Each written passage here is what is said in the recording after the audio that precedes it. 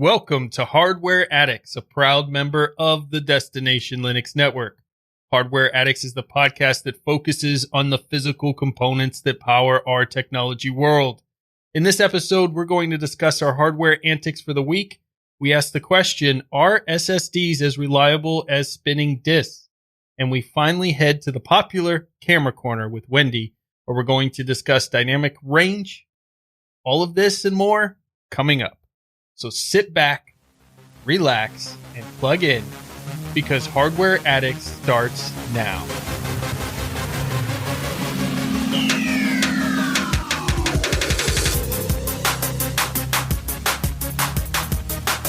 I'm Ryan, your tech guide through the universe, and with me today are my two co-hosts, Wendy, our resident photographer extraordinaire and hardware enthusiast, along with Michael, the software sage and hardware Padawan. So let's find out what tech adventures everyone has had this week. Michael, tell me you did something good with hardware. I set up my router. Yes. Woo-hoo! Yeah. How are you liking your router now that you finally took it out of its box and showed it some affection? Okay, yes. We hugged, and it was glorious. But there's a couple things about it. I actually, once I completely threw away the stupid, worthless Genie installer thing that they have, where it's like trying to make it easy to use, but it's just a garbage thing, and use the regular setup like a normal person. It was really good. Like once I got past that part, it was a solid setup. And I've had a little bit of issues, but I think it's because my Ethernet cable is like a Cat5, and I don't think I have. I think I have higher internet speed than the Cat5 can handle. So I'm going to switch. I haven't switched it out yet, but I'm going to switch it to a Cat6. I did buy those. Those have come in, and I've not taken it out. Really, of the they're yet. Sitting there all by themselves, saying, "Please take us out of the package and put us to use." Out of the cable. It has. Okay, you could have done that Baby instead of steps, gaming people. before we recorded, Michael. We could have, but then we wouldn't have gamed. Therefore, that's true. So, what have you been doing, Ryan?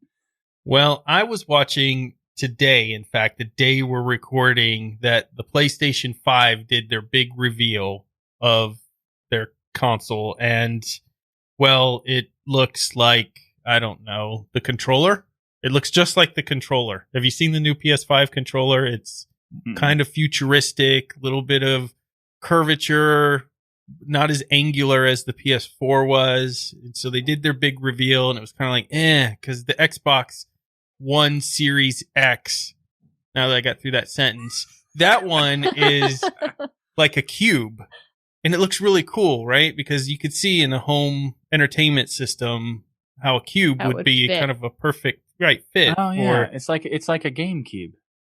Wow, yeah, you're right. They really didn't come up with that first, did they?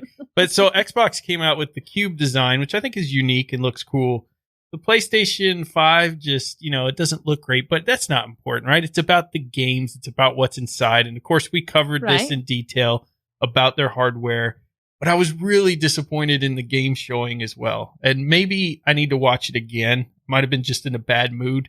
But a lot of the games I was watching, I just kept thinking, that looks fun, but it looks like I could play that on the PlayStation 4 just fine. Doesn't look like it was worth the upgrade, or would be worth the upgrade. You would think, because when I remember getting the original Xbox 360, I think, and when I brought it home and turned it on and put a couple of the games in, I remember actually being blown away by the graphics of the games. Like, wow, this is definitely next gen. And since then, everything has just been such an iterative upgrade, and they're really not pushing, the software really hasn't caught up to the hardware, I feel like, in pushing the graphics to a new level. And maybe that's where things like virtual reality and stuff really come into play, because from a graphic standpoint in the games they were showing, I mean, there were a couple graphical games, but again, I feel like, I could play it on the PlayStation 4, maybe have 10, 15 seconds more load time, but I could still play it just fine. Do you really need a PlayStation 5? Do you really need this next Xbox? I don't know. Not based on what I'm seeing. Not based on the current graphics that are available in the games. Yeah.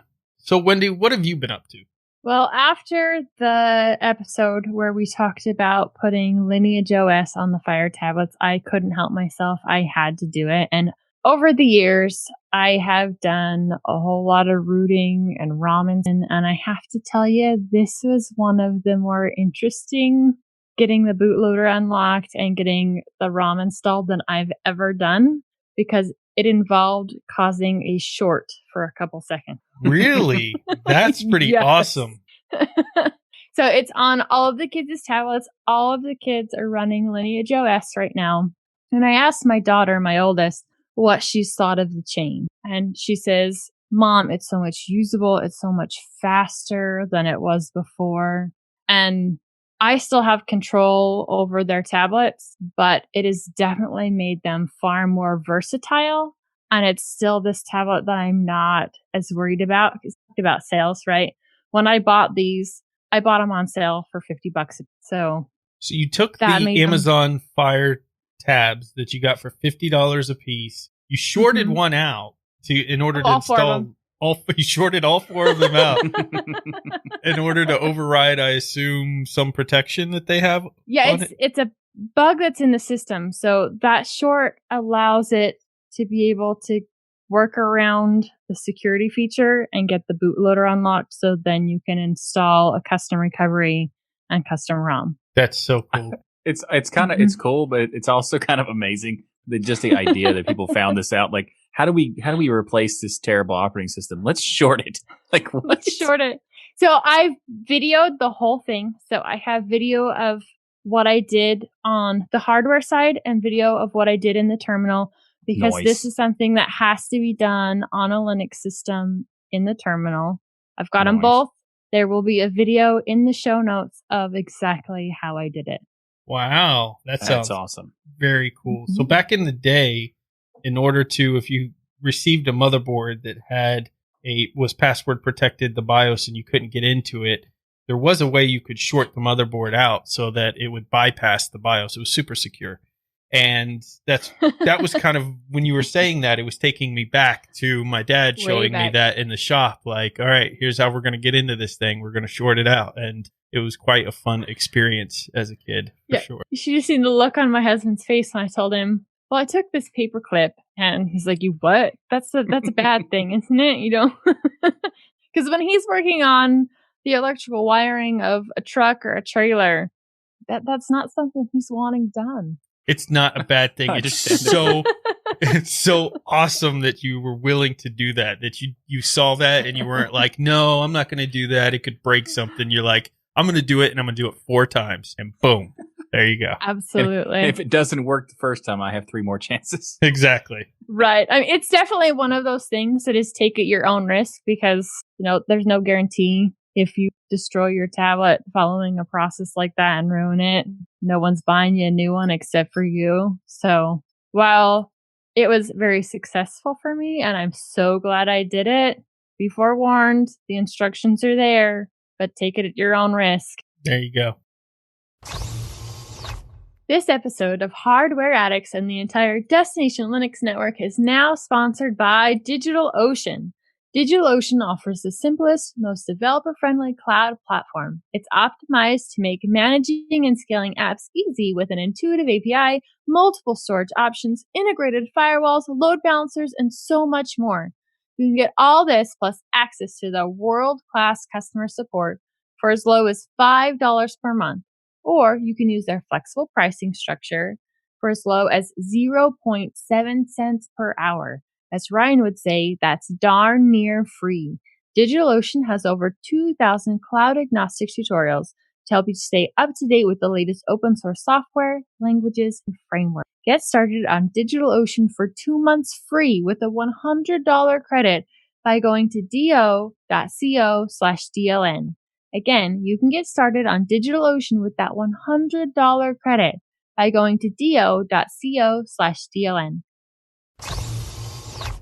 All right, so let's get into our core story this week, and we're going to do a continuation off of last week, in which we told Michael we were finally going to answer his question this week, but then we decided, why do that when we could make Michael wait again?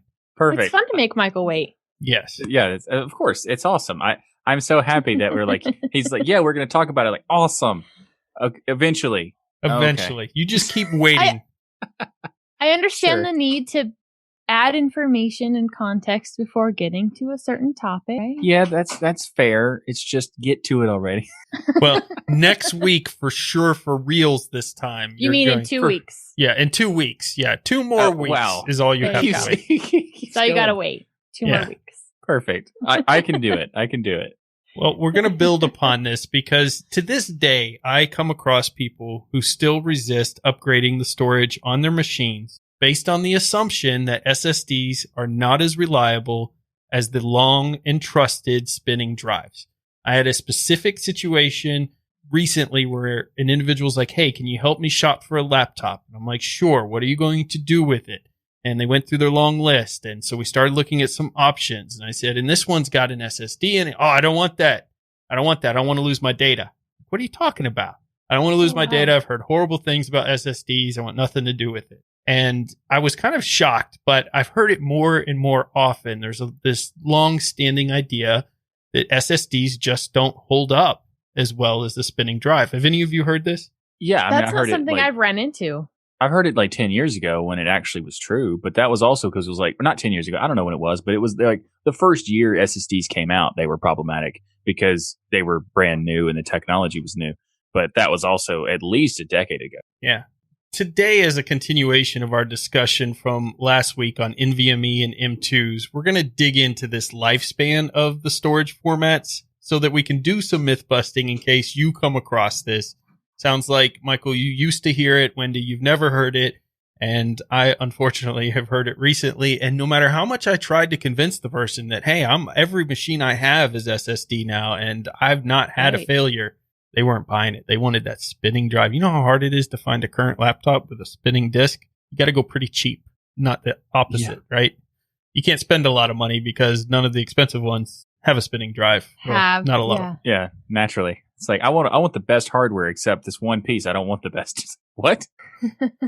Now, no matter what, when we go through this, we are going to give a PSA here that no matter what solution you choose, you're going to need to back up your data. I don't care if you're one of those people who are going to leave in the comments, spinning drive for life. That's fine. Spinning drive for life. Use a spinning drive, but you still need to back it up because no solution is 100%. And no manufacturing process is perfect. So you can go on Amazon and get that 5-star Samsung SSD that everybody loves, and you just happen to get the one that dies 4 days after you put the most important information ever on it. It can happen. When I was doing the research, I found this one phrase that I like, and I'm totally going to take, and it's mine now. It's the backup process. It's the 3-2-1 process, where if you have 3 backups, you actually have 2. If you have 2 backups, you actually have 1. And if you only have 1 copy, then you have none. And that's a good policy. You need at least 3 copies of something in order to actually have it backed up. Because if you only have 1 backup and both drives, are in the same location or whatever, there's a possibility that you could lose both at the same time. So have as many backups as possible. You can't have too much hardware. You can't have too many backups. It's very true. I mean, some of the data recoveries that I've had to do were because people had a fire in their home and they did back up, but their backups were also in their home and they got burned up. And we would do recovery on them to get different photos and things like we talked about last week a little bit. But it's a major problem because even the people who do backups, they don't think about what if something... Offsite backup. Exactly. You have to have something offsite, whether you're using the cloud or you store stuff on a drive. And we'll get into archival storage, which is what Michael wants the answer to finally in 2 weeks.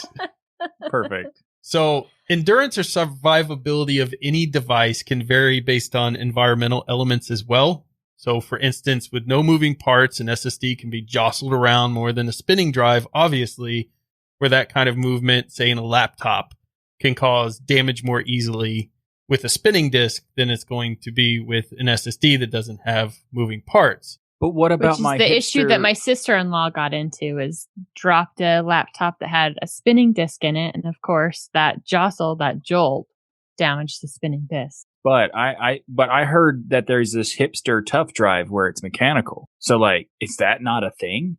Asked sarcastically. Hipster? Are you talking about where they put the rubber padding around the spinning drive, so therefore now it's immune to everything? Yeah, it's not even rubber padding around the drive. It's rubber padding around the case. The case, perfect. The drive in the case is still just a case. It's also like it also looks disgusting. It's like this gray case with a orange rubber thing around it, and it's like it's not even touching the drive. And I saw people were like this. There was this video where this guy was talking about how he lost his data, and he says, and he's holding one of those tough cases or tough drives, and he's like shaking it around, and then he like throws it on the table, and somebody in the comment says, I figured out how you lost your data. You have those and you're throwing them around and of course you're going to destroy it if you're just throwing them around and being them on your table.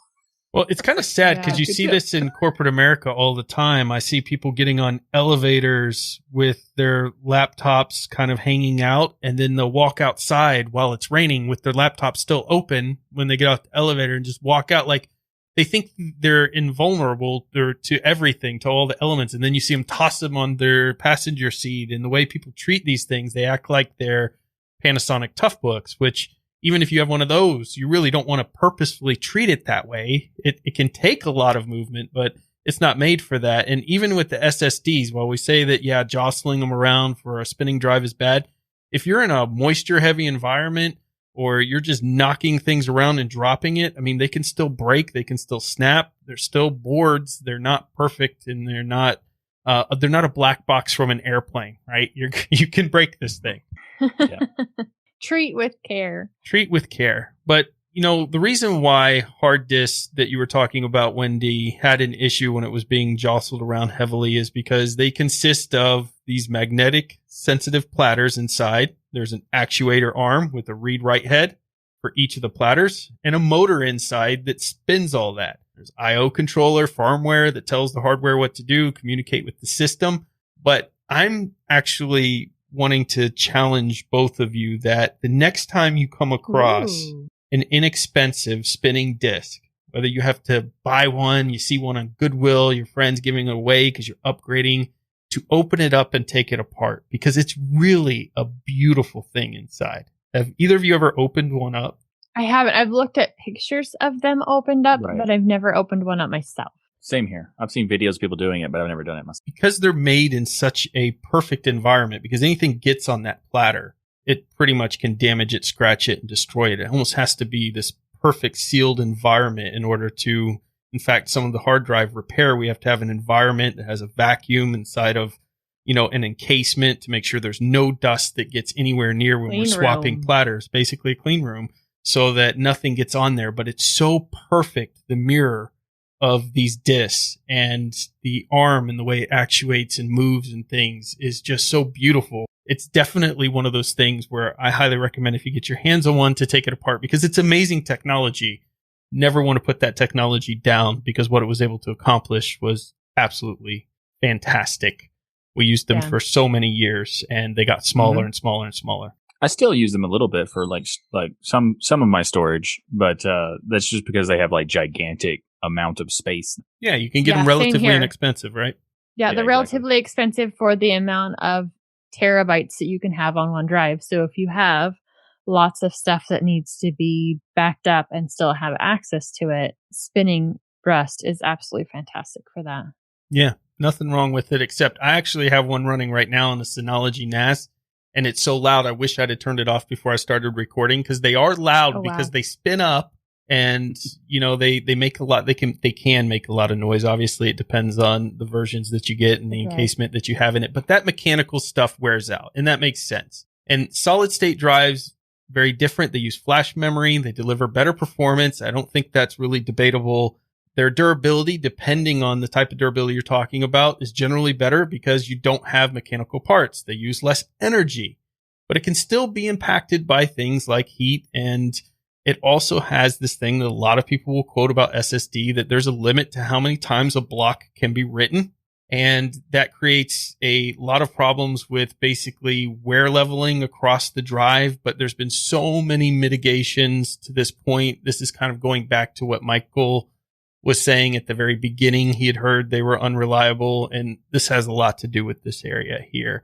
The newer drives definitely do much better in mitigating that. Now, there's still a limit, but it's not overriding the same area to the point where it starts destroying data, kind of like used to happen with the first Going iteration. back to the hardware that I know best, the SSDs of today, like the cameras of today, are not the SS or cameras of 10 years ago. This technology has made a big jump in their efficiency and how long they'll last. Right, absolutely. So SSDs can be thought of just like a large USB drive. They use the same technology. NAND, the technology in solid state drives, is just a kind of flash memory and storage technology. You also hear terms like 3D NAND, VNAND, V meaning vertical. The two terms essentially mean exactly the same thing and refer to making storage more dense. And overall, SSD memory is made of teeny tiny electronic gates which change states as data gets written on them. When these gates are written to, they hold that charge. That saves your data. All of this is fascinating, but we're not running a computer science course here. So you don't need to listen to me and my experience. I will tell you SSDs have been extremely reliable for me. Michael, you use SSDs. Have they been reliable as spinning drives for you? Oh, absolutely. I mean, SSDs, I've not had any issues with these at all. I mean, I've had issues with like USB flash drives and stuff like that, but SSDs I've even had like, off-brand nonsense, super cheap ones and high-end SSDs. Well, high-end, with the whole cheapness aspect, relative high-end. And it was a great experience all around, every single thing. I usually just use the higher end, bigger brands for like the operating system type stuff, but for like data storage and all that kind of thing, SSDs all the way. Like the speed alone is worth it. I'm about to change your whole perspective on buying the cheap drive here when we get later into this. But Wendy, is your experience with SSDs been very similar to your experience with, of course, you use flash storage all the time in cameras. Yeah, I use them all the time in cameras. I've honestly never had an SD card fail in my camera. I've never had an SSD fail in my computer either, but I've also never had a spinning drive fail. I've seen them fail for, dropped reasons, but as far as my desktop goes, I typically replace them at the first sign that they're aging. And so I've never actually had one fail in my. I've had many mechanical drives fail, and not like, a ridiculous amount, but at least 4, and for a variety of different reasons. And I've done like these like drive tests where they do like not a benchmark, but they just scan it for like possibilities. And I've seen things where it was like, I don't know how many sectors are available, but one of the drives, the mechanical drives that I had, it said like 80% of the sectors were destroyed. It's like, oh, well, that's great. It's like, I don't even know what it was. It's not like I put it in a tough case and throw it around or anything. It's just at one point it just fell apart or whatever. Well, you're doing it wrong. You need to throw it around. That's the whole point now. Okay, that guarantees I get the other 20%. Yeah, exactly. Well, if you don't want to listen to us, there's been a couple of big studies done. One was in a Google data center, which, as we know, processes these ludicrous amounts of information. Tons of data. The study spanned over 4 years of production data collected. Included in the study were 10 different drive models and varying flash technologies. You've probably not heard these terms before: SLC, MLC, TLC, referring to the structure of flash memory. TLC. You have heard TLC. Okay. So yeah, TLC. oh, come on, Michael, not the band. You're not chasing waterfalls here.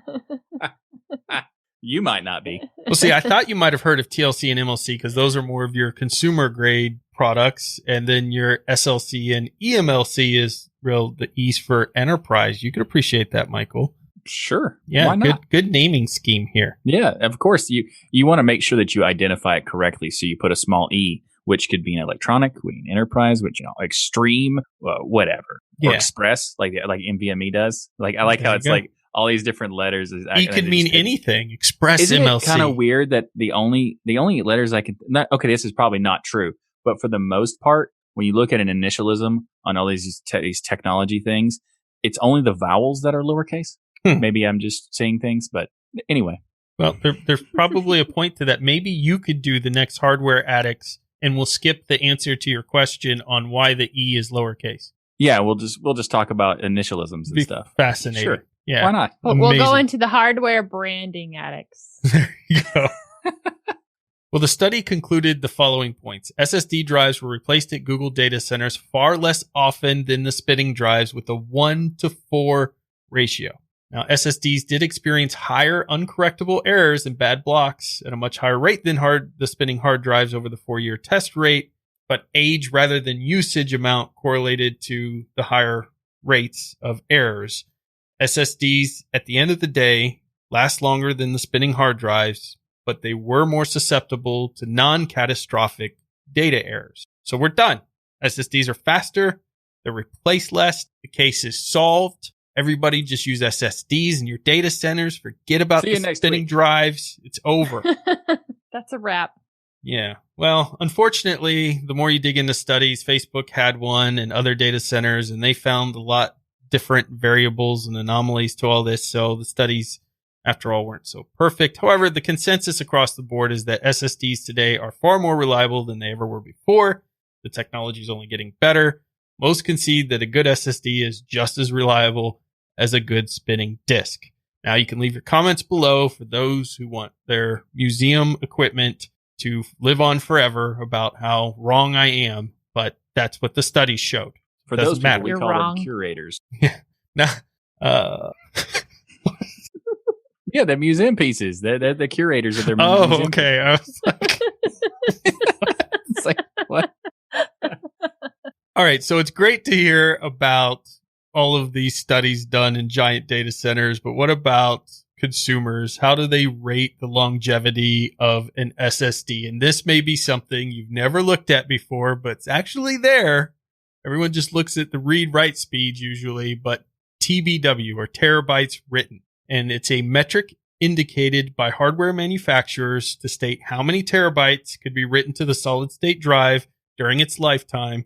So there are other metrics here that you can utilize, but most consumers, TBW is what you would look for. So, for example, if your hard drive has a capacity of 100 gigabytes and the drive was rated at 100 TBW, then this means that the drive can be fully rewritten 1,024 times. So if you look at a Samsung 860 EVO, very popular drive out there, it has a warranted TBW, terabytes written, for the 860 EVO of 150 TBW for the 250 gigabyte model, 300 TBW for the 500 gigabyte model, 600 TBW for the 1 terabyte model. Do you see what's happening here? The bigger the drive, the more longevity you're going to get out of that drive. It goes up. That's interesting. I wouldn't have expected that. So your large capacity SSDs, due to having more available sectors, not being rewritten over more and more as often as a smaller drive, a lot more room to use, that if there's any failures or bad parts, that it's not going to affect it overall, should last much longer and in a much more predictable manner. So, Michael, I remember you being on the show one time. This is a couple of years ago, and you had like a pack of 6 SSDs, and you're like, look at this. I got them all for $4. And Wait, what? Remotely that. No. It was something like that. It is not. He's super exaggerating. It was 4 a piece. Okay. But okay, seriously, it wasn't that. It was, they were all like $30, $40 or something like that. Or like 50 to 60 is some of them. But they were all pretty cheap, but they weren't like super cheap. And especially back then, it probably was worse than it is now, because you can get like SanDisk or Crucial or Kingston or whatever. All of those things are available at reasonable sizes for like $50 now. Yeah. I mean, you want to get a bigger size drive. You want to get the biggest drive that you can get in your budget. And you want to get a good quality drive, right? That's going to have a good controller that's going to be able to manage where it's writing and rewriting properly. If you get a cheap no-name drive, it may have all the initial specs that a lot of consumers look at, but you're not going to get that longevity. You could have other issues down the road. The conclusion ultimately is this. You could argue advantages and disadvantages of each. Obviously, I'm pro SSD, but I know people in data centers swear by spinning disks, and they've had experiences that make them swear that, and there's nothing wrong with that. Use that spinning disk. And when you're done using it, give it to somebody so they can tear it apart and look inside, because they're awesome inside. But I think the most important thing is, look for the larger drive for reliability and look for a well-made drive with a name that you can trust. Yeah, absolutely. The study suggests age is more of a concern than TBW for SSDs. The initial beginning technologies, again, had a much higher fail rate, and that created fears and that compounded, but a lot of that stuff is gone now. So if you're one of those people who've just had that unnatural fear up to this point, let it go and go try a good SSD out there. And next time you're shopping for one, check out the TBW rating and see if it's worth your purchase. Yeah, and also, Awesome. of course, remember backing up regardless of which one you pick, spinning or SSD, because you still need to back up always. And just real quick, I think I can give you a more details about why you would want to get an SSD versus a mechanical drive. Because I think mechanical drives are always spinning at really high speeds. So they make your data really dizzy. Oh my gosh. Wow. I didn't see it coming, Wendy. I thought he was going to have an actual good point, and then the dad joke dropped. You're welcome. Please, Wendy, We're take not us in the thanking camera you. corner. Please. I'd be happy to. I told you last time we were going to be talking about dynamic range and gave a little bit of an explanation about what it was at the end of that last section. The best way that I can describe it is take your camera, whether it's your phone camera or a dedicated camera, and try and take a picture of a sunset. If you focus on and set your exposure for the sky, then the ground is going to be really dark. If you set your exposure for the ground, then the sky is going to be super bright and you're losing all of that detail in the clouds. That right there is showing you an issue with dynamic range. Your eyes can see the detail in the clouds, the beautiful color of the sunset. It can see the shadows cast across the ground and the texture and the detail there. But our cameras are just not able to capture as much dynamic range as our eyes can. Wait, I thought you're not supposed to stare at the sun. Now you're telling me to stare Not at the supposed sun. to stare at the sun. Goodness sakes, Oh, you're taking okay. this That's all what I the wrong heard. way. That's what I heard too. Yeah. Now I Okay. can't see, Wendy. I followed your advice while you were saying it. Now I'm blind. Ryan, in no part of that did I say stare at the sun. I think you Okay. need to listen. But and follow you just did now, instructions so there, now I'm buddy. confused. Are we supposed to? Oh, you too. Come on, children. All right. Okay, this time. So what are some of the things that can affect the dynamic range of our camera? Well, those photo sites that we've talked about several times as we've gone through this sensor information journey, they're like little buckets. And if those buckets get completely filled up with photons, then there's so much information there that it's just going to read as white, right? That electric signal that gets sent from the sensor to our microprocessor is just saying, we're full, it's white. And if there's not enough information in that bucket, then it's going to just read as completely black. And our camera, based on what settings we have it set at, what's going to completely fill that bucket or have it empty differs. And that's where learning how to use your camera in manual mode and knowing what those different things do can help you understand how to set that exposure properly. But if you're looking at something like your sunset, either way, you're going to be full or too empty in part of your image. Another thing that can affect the quality of dynamic range of your camera is how efficient is it in reading those proton signals. And that's an advantage and something that we've come with over the years of sensor development.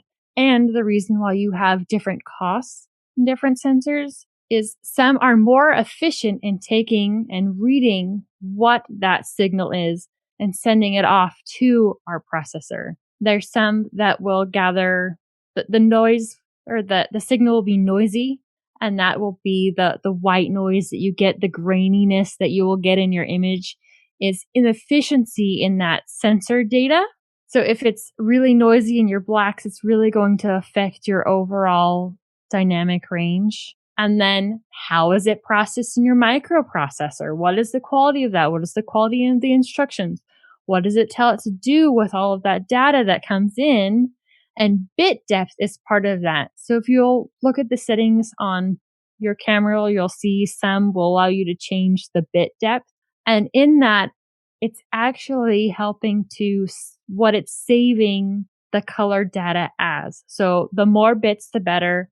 I think the highest you can get on most cameras is about 14 bits, even though if you're working in a computer program like GIMP, you can save things in 16 bits. So it really depends on what you're working with and how much color information can be saved there. But your average camera, you'll find about 12 to 14 bit savings. and that affects the overall dynamic range. Maybe your sensor can capture more dynamic range, but in the end, it's not able to save all of that information, even though you're using a RAW format. So this is a major issue you see in, well, most of the cameras at my level that I buy is they take great pictures when the lighting's good, but anytime the lighting starts to be dim or semi-dark outside, the pictures just show up like this grainy mess. So that's part of the ISO adjustment. So what that means is it's making your sensor more sensitive. So it's taking that small charge that it's getting and it's amplifying it more. And that's causing noise because the signal is not as clean as it was if you're at your home ISO. For most cameras, that's ISO 100. And the higher you go, the more sensitive you're making that sensor, or the more you're amplifying that proton signal that hits it, and that causes noise levels. Gotcha. Now, why not just go to the highest ISO level all the time? What happens then? Well, it depends on what you're working with. If you're on the highest ISO level all the time, then in just the standard room you're in, everything will be way too bright, and you'll automatically fill those photo site buckets all the way up. They'll be overflowed, and you have just a white image. Got it. So would you think? I thought I found the workaround. So would you say that it's more about, like, if you can, just don't take photos at dark and like darken positionings, or like try to position extra lights so that you can at least, enhance the subject that you're photographing? It really depends on what the point of the image is. If I'm taking, say, a moon picture, I don't want to add lights to that. I want to put it on a tripod and extend the length of my exposure and leave my ISO at 100. Leave my sensor at the home sensitivity, but just increase that exposure time, which is really easy to do on a tripod. Let's say I'm taking a portrait. Then that's time that I would add light. I would add whiteboards or whatever I needed to, so that I could still hold my camera, get a nice crisp image, but have enough light on my subject. Well, I was taking pictures of my husband as he was doing a welding project around the house this last weekend. I don't care that my sky was blown out because the subject was my husband. My focal point was him and the welding. So it didn't matter that the sky was blown out. It's okay in some instances for your blacks to go, or shadows to go all the way black. It's okay sometimes for things to get blown out. It doesn't mean that everything needs to constantly be in that super HDR image where everything is overly sharpened and extra crisp and everything is super bright. It's all right for things to get one way or the other depending on what the focus of our image is. See, Michael, my pictures aren't junk. Just because they're all out of focus. You're purposefully blowing out stuff so you can make sure your shadows go black or something. Yeah, of course. That's his art. I think what Wendy just told us is that since we can't stare at the sun, we totally can stare at the moon. So we've learned something. Nice. There you go. We've learned something today. Absolutely stare at the moon. That's all you guys got out of this, then I feel horrible. Well, our audience is smarter than us, thankfully, so they actually got I'm kidding. It was very interesting, and I did learn that, I don't have to worry about trying to find the sweet spot, because you can basically make any, like, depending on what you're doing, you can adjust anything to be optimal for what the actual subject is. Yeah, well, there's no one solid rule that it doesn't have to be, oh my gosh, this picture is horrible because such and such is blown out. It really depends on what your subject is, what the goal of the image is. And that's part of this being an art and images being a creation process. Right. When I take a sunset picture, I usually take 3 different versions of that image. I will get the sky with the correct exposure. I will get the ground with the correct exposure, and I'll get one that's kind of in between the two.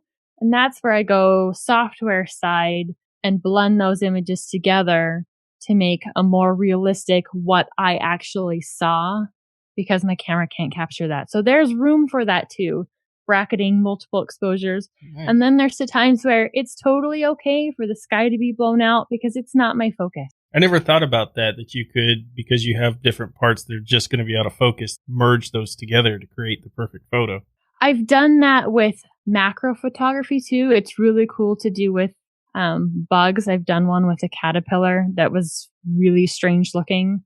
And so I did a series of, I think it was 50 different shots. So they're all really teeny tiny slivers of super focused macro shots, and then blend them together in the end to have the caterpillar totally in focus. Okay, so I have to tell you something. I hate caterpillars and I hate millipedes. So you completely lost me there. Can we go back to sunsets and get away from the disgusting bugs? No, we should be taking pictures of them. You stomp on them. Bugs are awesome. No, because they become butterflies. Oh. Come hang out in our garden, Ryan, and we'll take pictures of bugs. You'll find me at the edge of the garden with my camera and a micro lens taking pictures of spiders. I love it. I'm so sorry. We'll find you help. So that's it. Our 12th episode of Hardware Addicts is a wrap. Thank you all for listening to the show that brings you your bi-weekly tech fix. And if you're not all lit up on tech yet, then be sure to check out all the great content on Destination Linux Network. Head to destinationlinux.network. Do it to check out all the great products, YouTube partners available. There is so much content to fill your brains with. Remember, there's no such thing as too much hardware. Learn, build, innovate, and grow. We hope you enjoyed this show, and we'll see you next week for another dynamically ranged not staring at the sun episode of Hardware Addicts. Just the moon. Just the moon. Just the moon. Just the moon. Stare at the moon. Yes. Or howl at the moon, Michael. Absolutely.